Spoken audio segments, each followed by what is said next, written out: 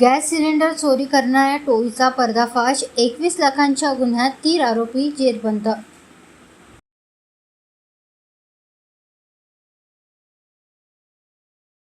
स्थानिक गुन्हे शाखा, एलसीबी आणि पडोली पोलिसांनी संयुक्त कारवाई करत 21 लाख रुपयांचा गॅस सिलेंडर चोरी प्रकरणाचा अवघ्या काही दिवसात पर्दाफाश केला.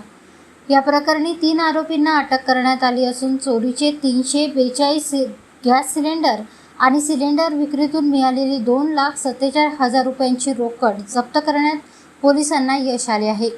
पोलिसांनी दिलेल्या माहितीनुसार पडोली पोलीस स्टेशन हद्दीतील MIDC खोटाळा परिसरातील गॅस बॉटलिंग प्लांट समोरील रस्त्यावर उभा असलेला अशोक लेलँड कंपनीचा ट्रक अज्ञात चोरट्यांनी 12 जुलै रोजी चोरून नेला होता. ट्रकमध्ये 332 घरगुती व 10 कमर्शियल सिलेंडर असा एकूण 21,14,000 रुपयांचा मुद्देमाल होता.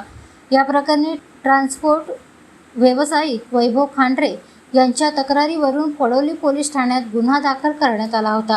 गुन्ह्याचे गांभीर्य लक्षात घेऊन स्थानिक गुन्हे शाखा व पडोली पोलिसांनी तांत्रिक विश्लेषण, गोपनीय माहिती आणि सखोल तपासाच्या आधारे राजेंद्र काळे, कुणाल घुरुडे आणि मोहित पोतदार यांना ताब्यात घेतले.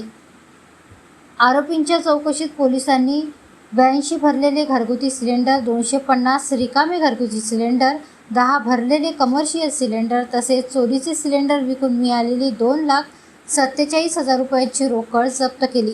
उर्वरित मुद्देमालाबाबतही तपास सुरू असून पोलीस आरोपींकडून अधिक माहिती मिळवण्याचे काम सुरू असल्याचे पोलिसांनी सांगितले.